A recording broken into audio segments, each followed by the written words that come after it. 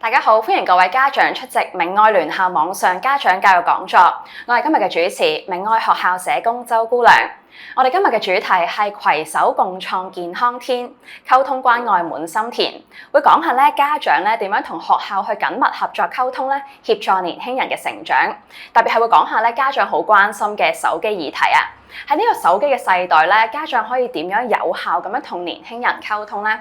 我哋今日好高興請嚟前中學校長鄧瑞善博士 Dr. Tang 去為我哋主講嘅。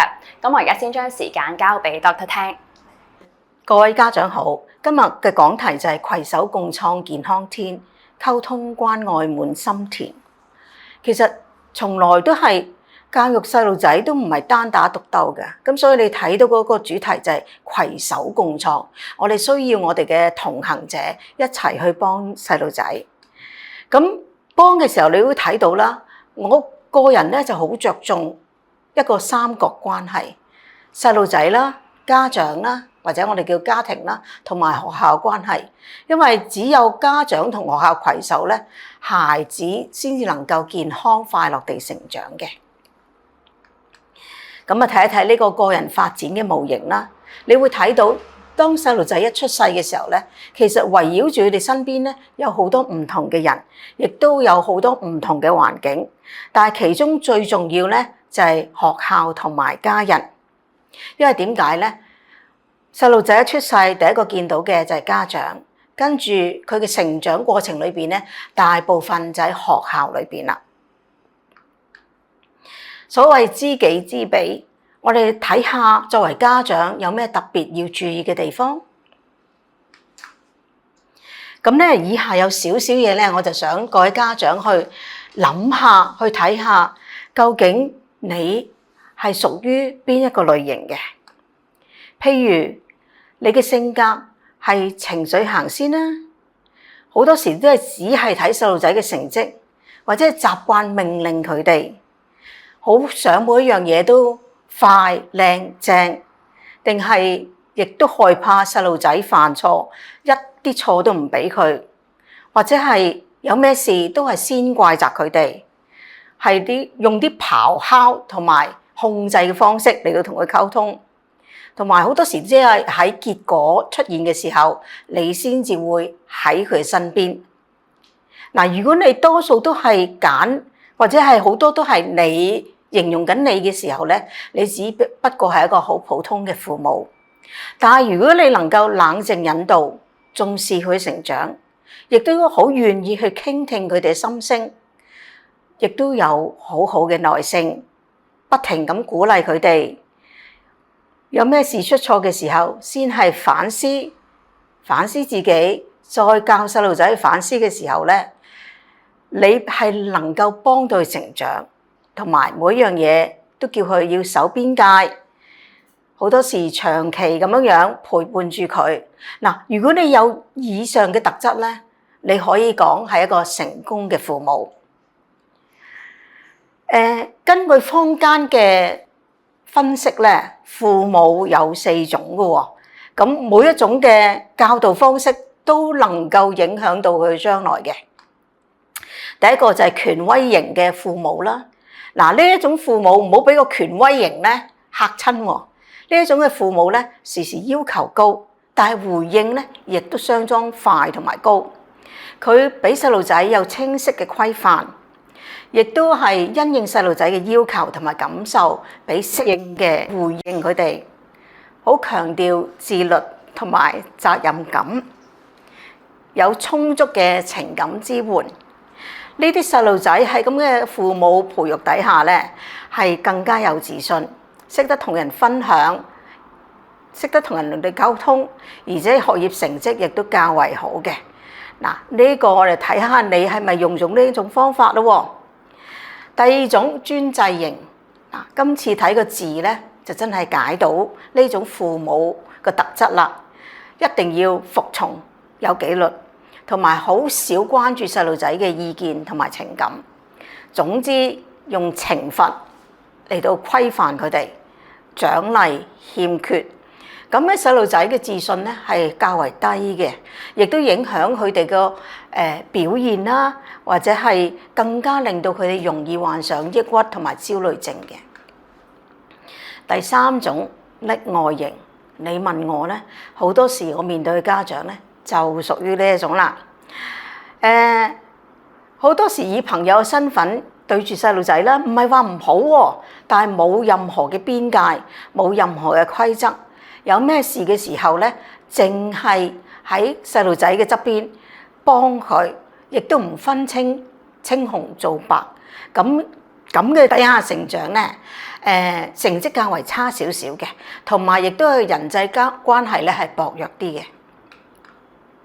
第四種叫忽視型啦，咁顧名思義，冇任何要求，亦都唔理個細路仔，等佢自然飽就瞓覺，肚餓自己揾嘢食，或者係乜都唔理佢嘅，佢想點就點。嗱，呢啲細路仔咧係冇咗任何嘅歸屬感嘅，好多時都感到好孤單寂寞嘅。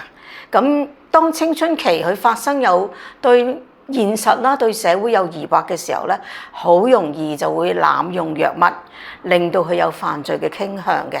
咁當然啦，因為冇情感嘅培育啊，腦部發展咧，亦都係受到壓抑嘅。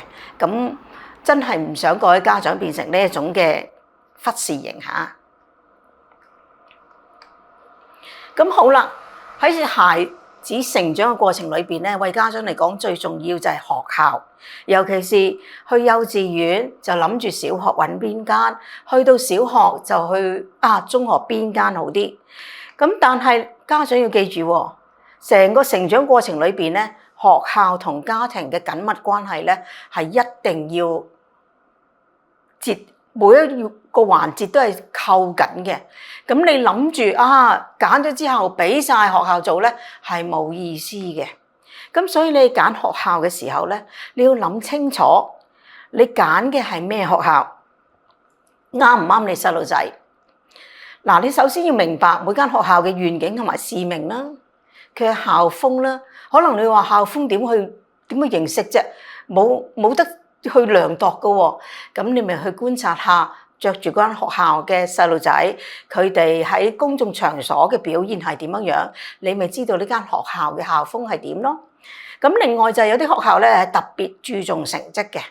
咁唔係話冇其他活動係有，但係成績為主。有啲學校咧就係以課外活動為主，另外有啲咧就係品德為先嘅。咁你揀嘅時候就要諗下，根本你係想培育個咩嘅孩子，你係想佢喺咩環境裏邊成長，你先至可以係做到揀到間合適嘅學校嘅。咁所以你要諗下啦，你要個細路仔品德好啊，定係學業成績高，定係活動體育各方面樣樣皆能？嗱，家長真係要特別小心啊，因為我面對咁多個家長咧，好多時有陣時發覺就係佢哋根本係揀錯學校，令到個細路仔好辛苦。家長嚟到學校，每次都同我去訴苦，咁我覺得何必咧？好啦，細路仔，我哋嘅寶貝啊，我哋要關注佢嘅群性發展啦、情緒發展、品德發展同埋本身嘅特質。咁樣去留意佢嘅時候咧，先至可以令到佢有一個好嘅健康環境。咁呢個咧 EDB 話嘅，教主話嘅，當孩子喺青少年嘅階段嘅時候，佢就步入咗暴風期啦。真係嘅，尤其是上到中二、中三開始咧，反叛期出現啦。處處同家長作對，咁所以用暴風嚟到形容佢哋都係好適合嘅。咁好多時我都同家長分析㗎，或者同我哋分享。我話當你嘅仔女入到中學嘅時候咧，你會發覺點解係小學好聽話㗎？中學點解唔轉晒嘅咁樣樣？當然啦，因為佢去到中學嘅時候，青春期佢會尋找佢自己嘅方向，佢思想會改變，佢會成熟。亦都係想脫離父母嗰個控制嘅，咁所以你要見到第二個框框入邊咧，有老師同埋朋輩，佢挨近老師朋輩多啲。不過兩者之間咧，佢又會聽朋輩講多啲嘅喎。老師只係其中一個重要角色，當然係比家長好少少啦。你要睇到家長咧，第3個框框入邊咧係縮到好細好細，因為入咗去中學嘅時候咧，家長你唔好諗住好似小學咁樣一路控制住佢，佢唔會受你控制㗎啦，好可惜。咁一路去到大學，咁佢就慢慢成長。咁尤其是而家我哋所講嘅 Generation C 啦，咁佢哋特別咧就受環境嘅影響咧係好緊要嘅。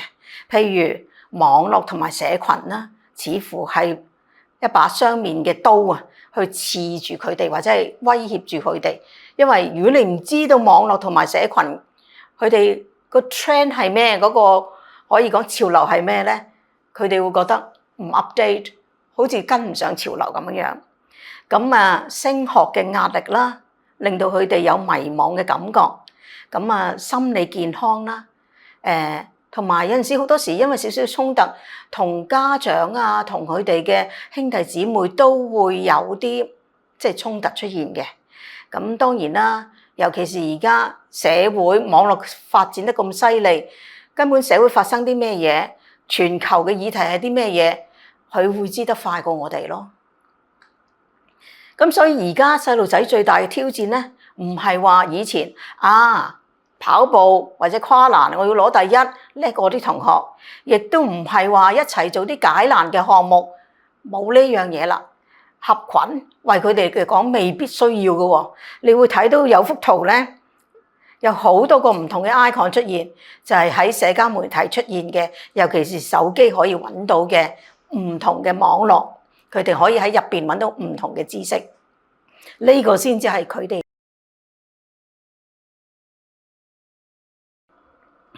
好多時咧，同家長都會分享呢幅圖嘅。100年前大家都讀過中國歷史啦，或者近代史啦。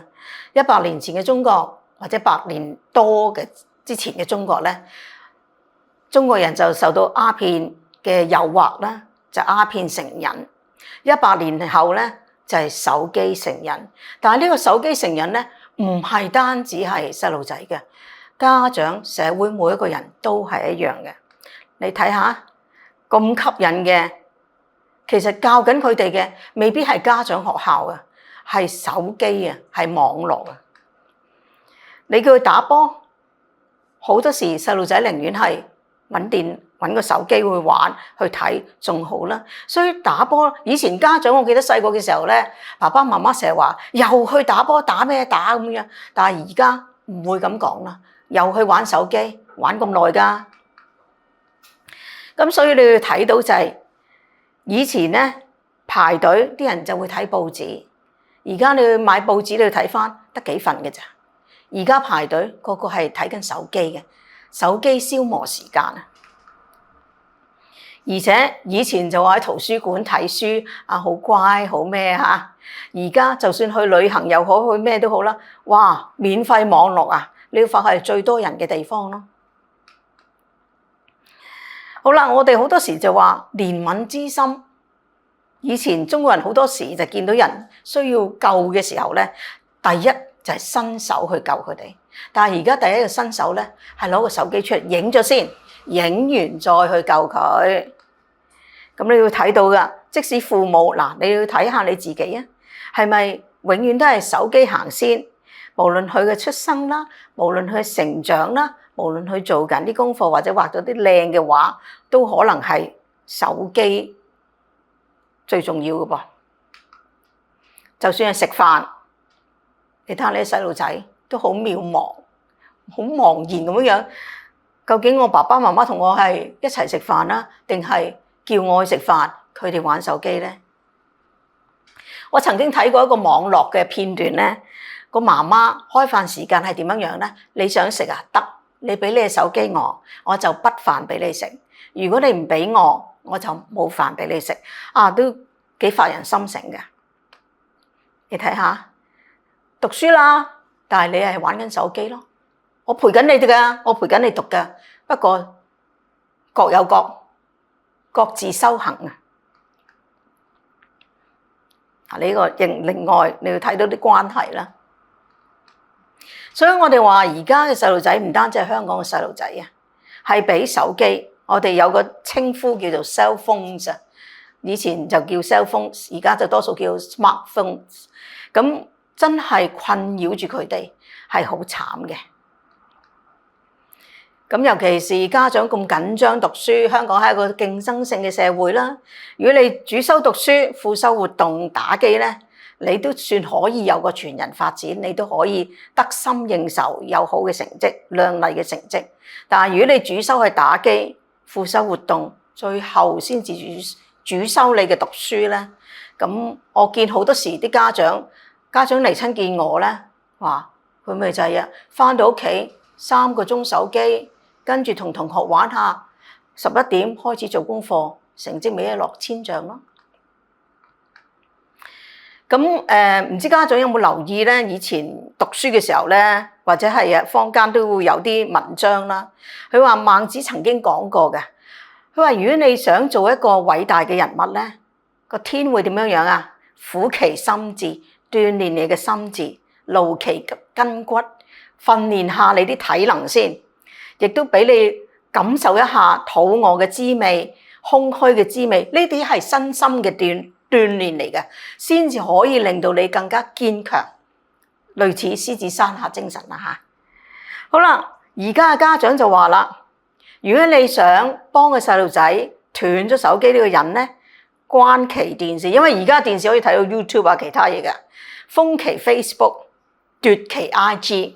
而家最新一代咧，玩嘅就少玩Facebook 嘅 IG 啦、Threads 啦，呢啲係佢哋嘅溝通嘅方法。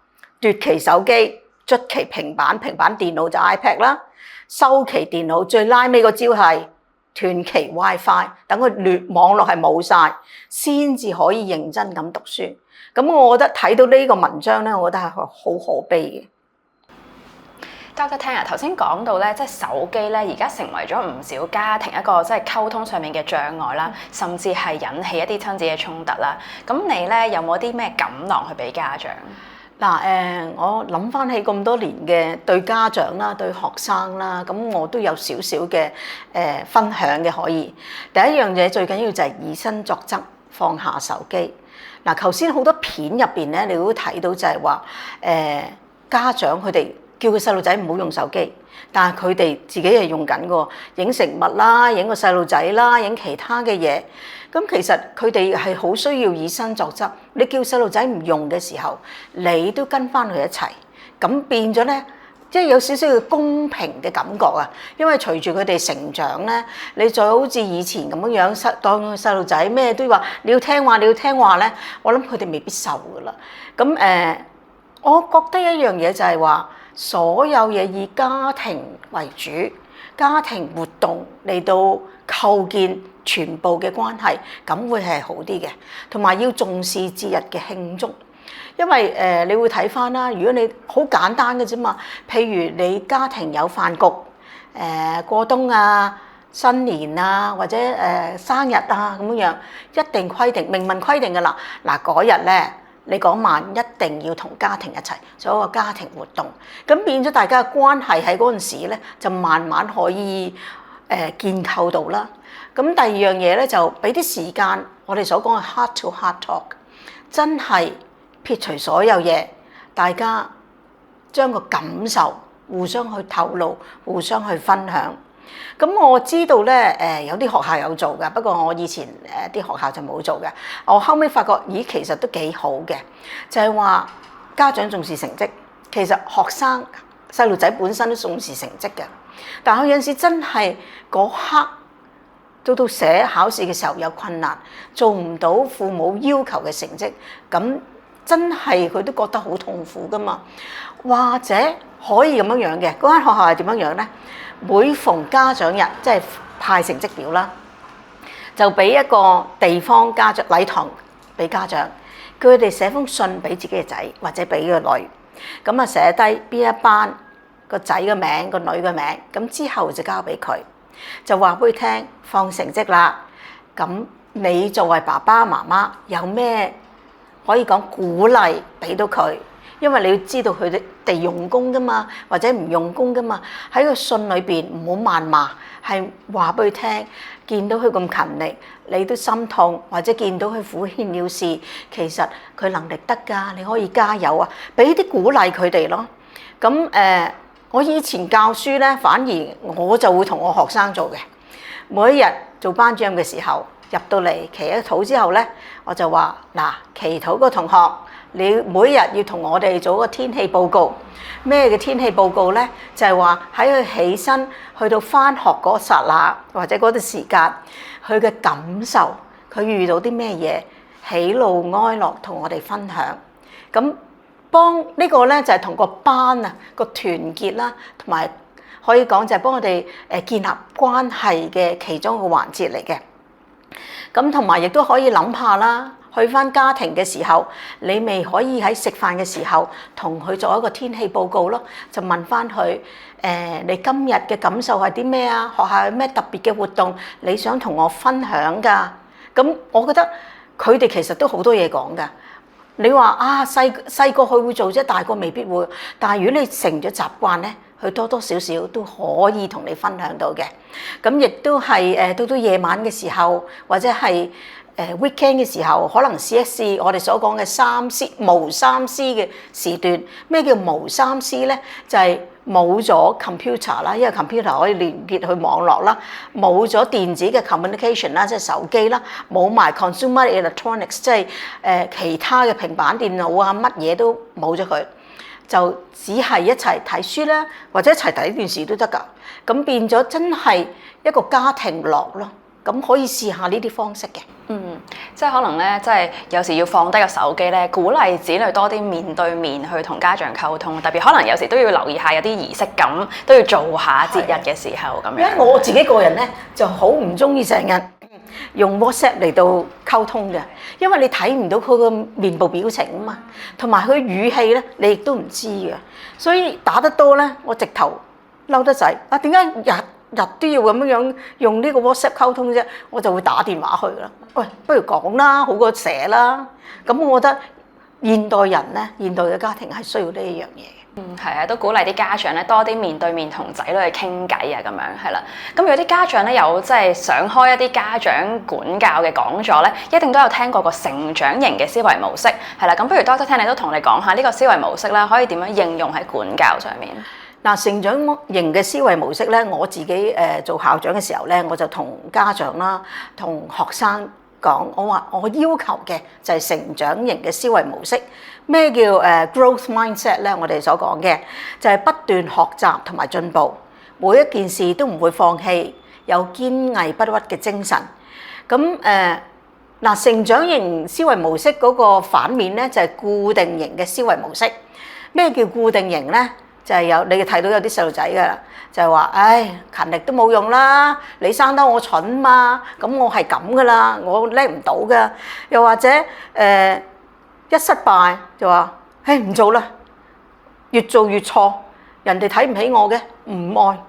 咁呢啲咧就係佢嗰個心態咯。但係成長型思維模式咧就係追求挑戰同埋學習嘅機會，即係話遇到困難，正。一定要做，一定要去。咁同埋佢相信佢自己係做得到，努力去練習去學習，亦都樂於承擔風險。咁呢個咧，其實係幫緊而家嘅細路仔，就係有一個堅毅嘅精神，唔會話遇到挫敗就鬱鬱不得志又尋死咁樣咯。因為佢知道會有挫敗㗎，唔係淨係一帆風順咯。係啊，相信遇到挫敗咧，即係現代咧年輕人最有機會遇到就係成績嗰方面啦，係啦。其實唔少家長咧都好擺好多時間啊心機去同仔女溫書，好着重學業嘅。咁但係有時擺咗咁多心機咧，但係嗰個換嚟嘅成績咧未必每次都咁理想嘅。有時家長見到個成績都真係火滾，好嬲㗎都係啊。咁呢個時候家長面對呢啲咁挫敗嘅時候咧，家長可以點樣去自處，點樣去處理咧？嗱，其實細路仔咧。你幫佢溫咗好耐都好啦，佢嗰刻咧唔記得就唔記得噶啦，同埋唔記得會驚嘅。我自己都做過學生啦，我都會諗翻起嗰陣時考試，明明讀天光嘅喎，我背晒，點解？咦，冇晒嘅，唔記得咗，空白。咁我覺得真係細路仔喺緊張嘅時候會有呢一方面嘅情形出現嘅。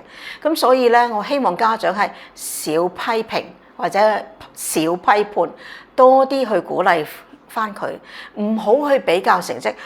你咁嘅成績，我點同我啲親戚朋友交代？佢哋最中意嘅邊個就考到邊間啊？你咁樣點同佢一齊啊？咁樣亦都唔好講。唉，我就知你冇用功啦，冇用過力啦。其實佢可能用功用力嘅時候，你睇唔到噶噃。又或者我諗個個家長都有噶啦，望子成龍，望女成鳳。呢個咧喺中國家庭裏邊咧已經係根深蒂固嘅。咁我覺得呢一套咧撇開佢啦，唔好要啦。要嘅係咩咧？因應翻你自己嘅仔女嘅資質才能，去鼓勵佢。唔好講你應該要咁樣嘅。你唔應該咁。嗱呢啲咧，即係其實係一把刀嚟嘅，係刺穿佢嘅心嘅。應該係咁喎，咁我真係做唔到嘛。佢會咁樣嘅，佢心入邊講。咁你多啲問佢你點睇啊？你覺得點樣好啊？或者你今次好似爭咗少少喎，有咩障礙令到你唔能夠將你讀咗嘅運用翻喺度啊，咁樣，亦都唔好講我逼你讀書為你好嘅咋，唔係佢覺得好嘅，同我哋覺得好嘅已經唔同世代啦。嗱，呢啲咪權威性嘅説話咯，應該要戒噶啦。做家長，如果你下下咁樣咧，個細路仔只係好嗰個叛變心啊，反叛嘅心更加強咯。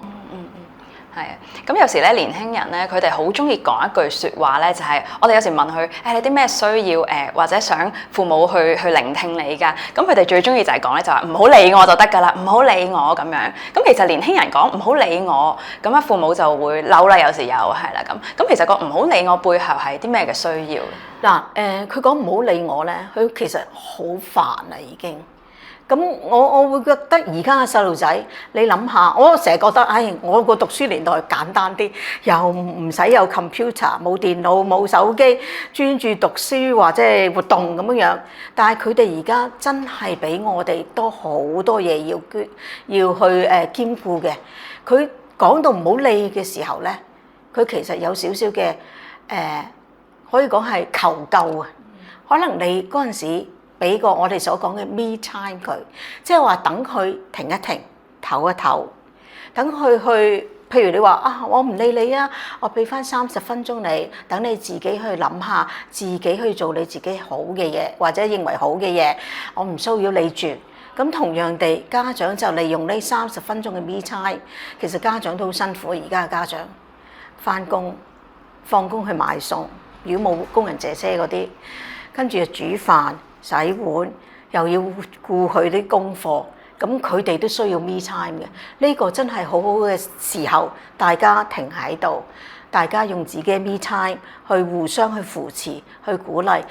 佢中意打機嗰30分鐘，俾佢打；佢中意睇電視，俾佢睇。因為你話俾佢聽30分鐘啫嘛，咁我覺得都係合適嘅。大家停喺度，如果唔係大家爭持落去咧，可能嘅關係越嚟僵硬嘅。即係其實年輕人同埋家長雙方都好需要 me time 嘅，而家係啦咁樣。咁我哋今日講咗一開始嘅時候都有講到學校嘅角色都係好重要啦咁樣。咁你認為咧，即係家長可以點樣同學校去合作，去支援年輕人個成長？嗱我開頭個題目都有講啦，共創啊嘛。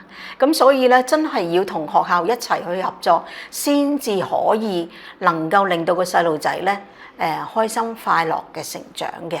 咁我同啲家長都係咁講，我話你哋係好緊要嘅，我哋需要互相去尊重、信任、合作，先至能夠幫咗你哋細路嘅，就唔好有個敵對嘅心態咯。咁因為每間學校都有家教會啦，我哋所講嘅 PTA 啦，其實我嚟促進家庭同埋學校之間嘅合作啦，加強教師啦，即係教你細路仔嘅老師啦，同埋家長間嘅聯繫，亦都希望能夠幫到學校去發展佢個教育方向嘅。咁如果能夠成功嘅話咧，其實就係事半功倍嘅。咁所以家長係點樣樣咧？要同學校一齊有個共同理念，配合學校所做嘅一切。有陣時家長好得意嘅，唉，好咯，我學生我個仔女可以入到呢間學校，校長。但係之後咧，佢就好多要求嘅。校長啊，你應該咧咁，然之後將自己一套咧擺入嚟喎。咁佢可能已經唔記得咗去揀學校咧，就係學校嘅特色，由呢樣嘢先俾到嘅。有陣時我見過有一年咧，有啲家長話：點解你哋學校冇游水班㗎？點解唔開啊？哇！我心諗你要嘅我就開，咁我啲老師係辦活動啊，定係教書咧？咁我呢個家長要開 A 類嘅球類活動，呢個家長開 B 類，嗰個開 C， 咁我學校咪變咗個娛樂中心。咁所以我諗唔好將自己嘅希望要求加於學校身上咯。咁你應該要知道學校俾到啲咩嘢嚟到去配合。咁同埋有意見咧，嗱，我做校長咁多年咧，我就最唔中意收到投訴信嘅，尤其是匿名嗰啲嚇，因為點解咧？其實你有咩意見咧，你可以直接同學校溝通。嗱，我好着重溝通，子女同父母溝通，學校同家長溝通，因為你溝通，你先明白點解學校有呢個決定，就唔好話，我梗係唔寫啦，秋後算賬。其實咁嘅思維模式咧，我覺得唔啱嘅，因為咩叫秋後算賬啫？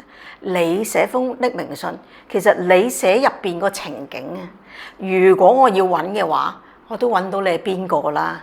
有次我收到個家長嘅投訴，佢打咗去 EDB， 我哋梗係匿名啦。咁啊 EDB 話俾我聽有呢個情況出現喎，咁我話佢又唔俾個名，其實有咩艱難咧？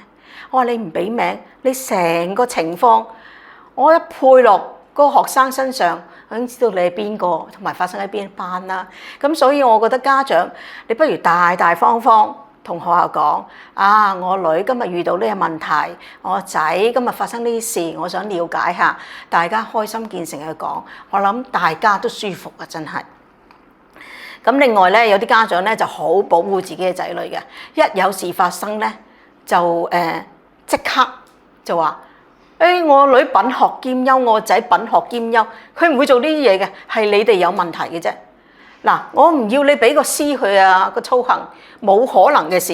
嗱，呢啲過分保護咧，你其實令到佢學唔到佢嘅錯誤嘅地方，唔知道從邊度可以改翻轉頭。咁亦都有啲家長好中意係點樣樣咧？喺啲特別日子咧，就會遞封信入嚟請假。我哋要提早翻鄉下，我哋要提早去邊度去探親戚。咁其實你呢個提早咧，你就方便啦。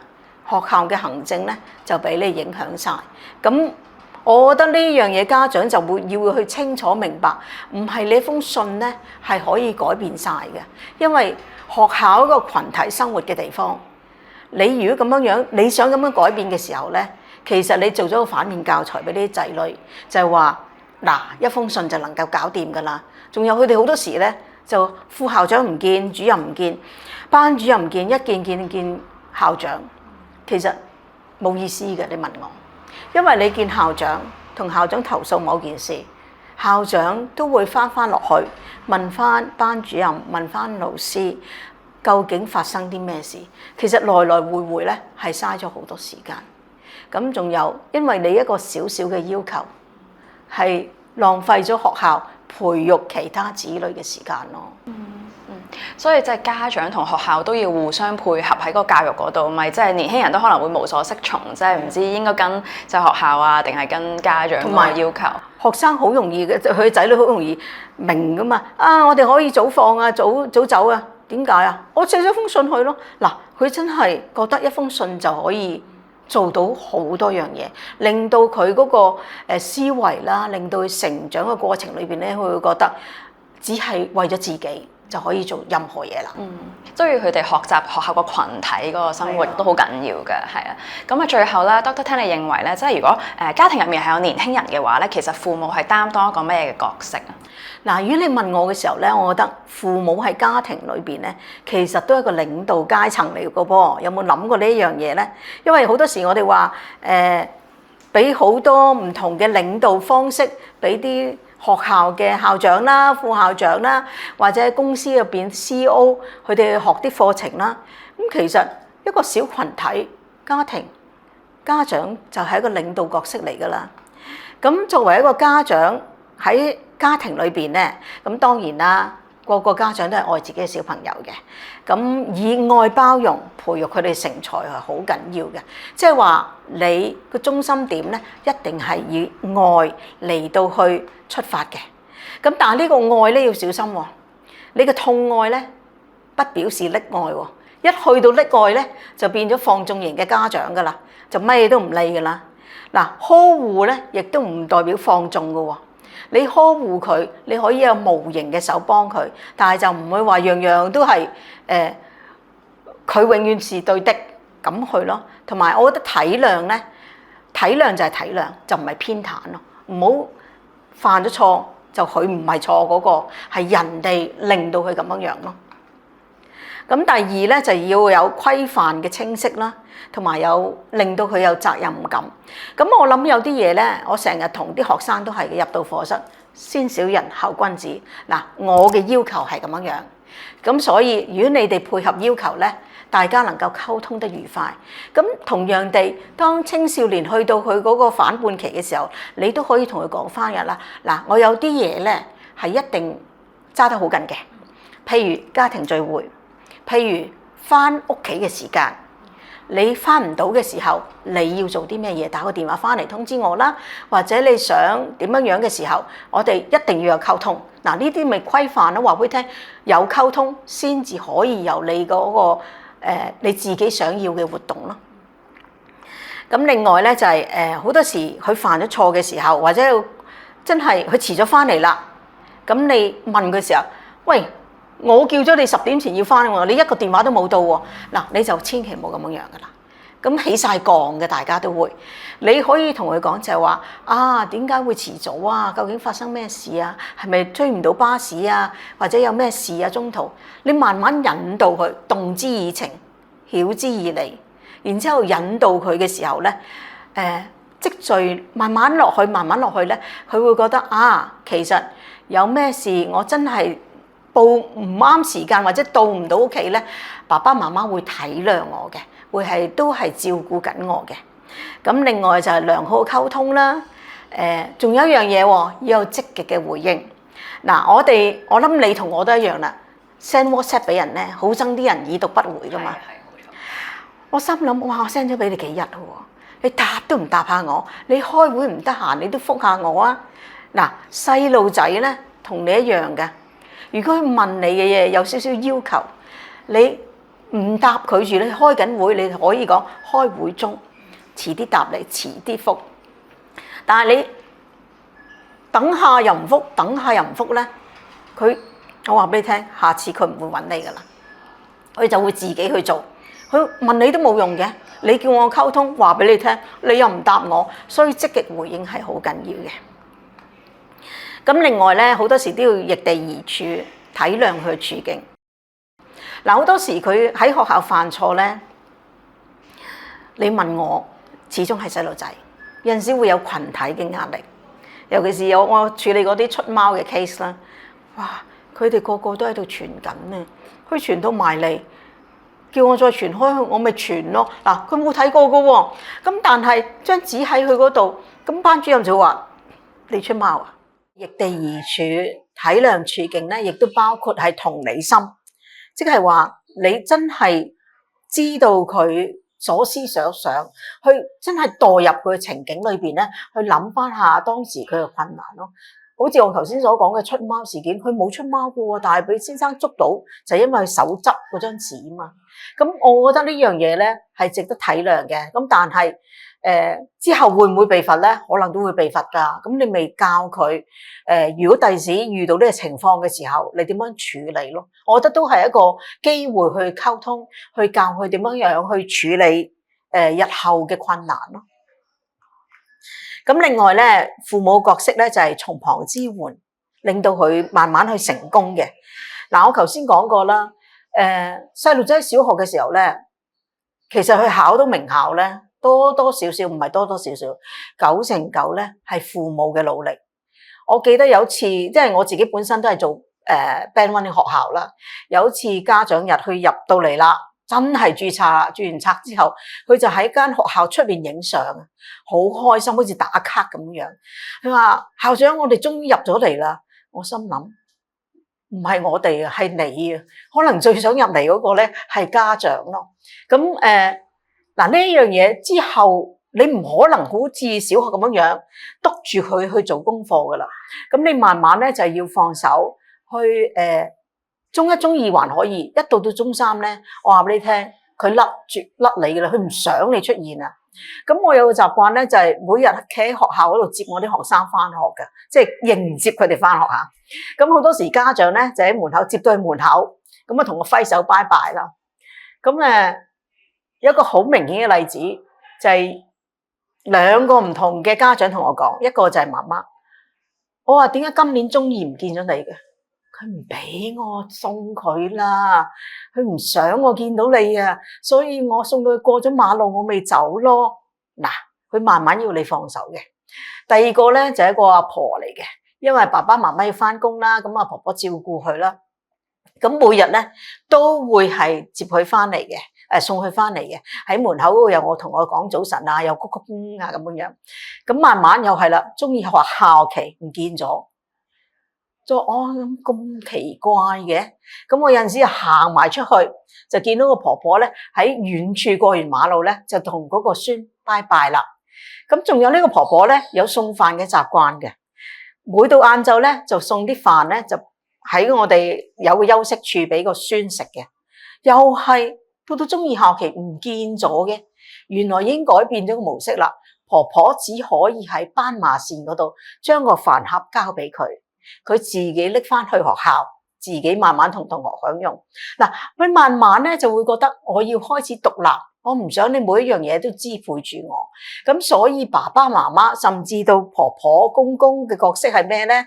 一隻手伸出嚟，好似托住佢一樣，令到佢好安樂地啦，應該咁講，或者好開心地翻學校，唔好俾啲同學笑啊，因為朋輩影響咧，中二開始，咁我自己覺得咧，由中二開始嘅學生咧，就真係開始曳啲嘅。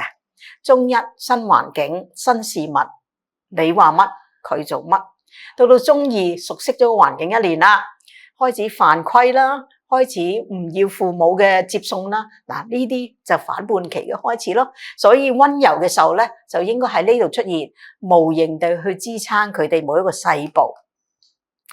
咁另外咧，亦都差唔多最後啦。我諗有陣時有適當嘅時候咧，可以俾佢哋作主見咯，即係要佢去規劃嘅。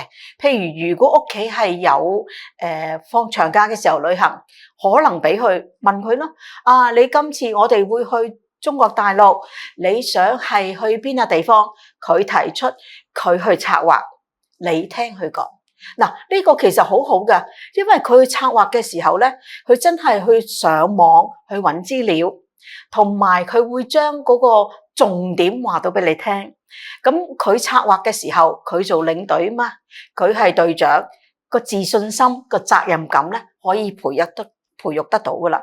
咁所以綜觀以上所講嘅6點咧，我哋話多啲溝通啦、交流啦，俾啲信任佢、體諒、明白啊，最緊要陪伴啊，陪伴好緊要嘅，有形無形都需要，唔好掉低佢就算數。而家啲細路仔我曾經聽過一個心理學家講，你有啲人就教俾個時限嗱，我俾半個鐘頭你玩手機，其實你可以退而求其次去諗下，用半個鐘頭陪伴佢，帶佢去郊野地方，帶佢出外，同佢玩下而家最中意嘅 pick up ball 同佢玩下呢類嘅球類活動。你陪住佢，佢咪冇機會玩手機咯。咁所以我諗陪伴係好緊要咯。最後一個啦，應該係我哋話，如果能夠俾佢策劃得到嘅時候咧，亦都係等佢有個尊重關愛嘅心，佢會照顧你嘅需要。我記得有一次我叫我個侄女，我同佢一齊去旅行，去讀緊書。我話嗱，我就行得多嘅，你要照顧下我。有適時咧就要俾啲停頓，唔好下下都行。咁佢就真係好好喎。去旅行嘅時候咧，到咁上下嗱，姑媽呢個時間咧，我哋要休息。呢間咖啡店咧啱你嘅啦，你坐低飲下咖啡先。嗱，呢個佢變咗佢識得去關懷人哋，去尊重人哋嘅需要啊。咁所以我會覺得咧，以上所講嘅時候咧，我哋都要係有陣時俾翻個責任感啲細路仔，令到佢真係知道自己嗰個身處何地，要做啲咩嘢咯。Dr. Tanner，你都俾咗好多嘅好有用嘅錦囊我哋嘅家長啦，咁不如你都總結一下我哋今日嘅講座啊。好啊，嗱我都睇翻教育局嘅文獻啦，咁佢喺嗰個家長教育課程架構裏邊咧都提到，希望家長能夠採取一個靜觀育兒嘅方法。其實呢個靜觀育兒方法咧，就係我第一次提出嗰個，就係希望即係有個規範，但係亦都有積極回應嗰個家長嘅模式嚟嘅。咁希望呢個模式咧，能夠俾到細路仔適當嘅關懷、正面嘅情感、合理嘅控制、積極嘅回應同埋支持佢哋自主嘅能力。呢個可以講係一個恩威並施型嘅教育方法嚟嘅。咁當然啦，你話我細路仔其實係 SEN 嚟嘅喎，咁呢啲可唔可以用到咧？都可以用到嘅。咁另外，如果大家有需要嘅話咧，亦都可以去翻教育署嘅融情特教嗰度去睇翻啲資料。咁你問我咧，就係話，如果你真係發覺細路仔有問題咧，最好盡快同班主任、學校嘅重要人物或者個社工去聯繫，睇下佢哋有啲咩嘢可以幫到你。一人計短，二人計長。咁另外咧，參加學校或者係其坊間嘅講座咧，其實都有好大嘅益處㗎。因為點解咧？佢哋有好多經驗嘅分享，同你哋即係遇到嘅困難，可能好多人都遇到過，佢哋嘅解決方法咧，個個都可以用到嘅。咁你咪唔使咁深，即係變咗個壓力咁大咯。所以加入家長群組，等到家長能夠支持到你咧，都係好啱嘅。咁最後我都想同大家分享一個字 love，L-O-V-E。咁 love 咧，我就諗用4個字母咧，就諗起4個重點啦。L 咧就係真係 love 啦，就係愛護，記住要愛護你嘅仔女啦，無論任何情況底下，因為你係佢唯一可以依賴嘅人嚟嘅。第二 O 就係 openness， 坦誠同細路仔相處，先能夠明白佢哋嘅處境。第三 V 就係 validation， 就係肯定佢哋做嘅。咁你話佢哋做錯嘢都要肯定啊？唔係，總之佢哋做得啱，你肯定佢哋做得好，俾鼓勵。做錯咗，亦都話俾佢聽，呢個人生必經嘅階段，有困難一齊去解決，或者你諗到嘅，如果你覺得唔知好唔好，我哋一齊去研究咯，俾啲支援佢。最後 empathy 同理心，亦都好緊要嘅就係話易地而處，知道佢而家喺呢個年代所身處嘅困難，或者事件發生嘅時候有咩特別嘅地方，咁先至能夠將你嘅 LOVE 係融於你嘅行動同埋家庭當中。今日好多謝晒 Dr. Tan 嘅分享咧，令我哋都學到好多嘢啊！家長咧亦都記住要袋住頭先講過嘅家長錦囊啦。如果家長日後有需要協助嘅地方，都歡迎聯絡子女就讀學校嘅駐校社工，或者各區嘅明愛綜合家庭服務中心，佢哋會為你提供專業嘅意見。咁嚟到活動嘅尾聲咧，我哋都希望收集家長對今次活動嘅意見。咁請填寫熒光幕前面嘅 QR code， 或者影片下方嘅簡介位置撳入連結，填寫意見問卷。每一位家長咧成功遞交意見問卷之後咧，都會收到今次講座內容嘅下載連結。而今次講座嘅主題咧，亦都會喺稍後時間放上明愛家長教育頻道。呢一個頻道咧有好多家長關心嘅議題，包括係親子溝通、時間分配、金錢管理、性教育等等。歡迎去訂閱啦，或者係瀏覽我哋嘅頻道㗎。咁喺呢一度咧，再次多謝 Dr. Tan 今日抽時間同我哋分享，亦都多謝各位家長抽空收睇，拜拜。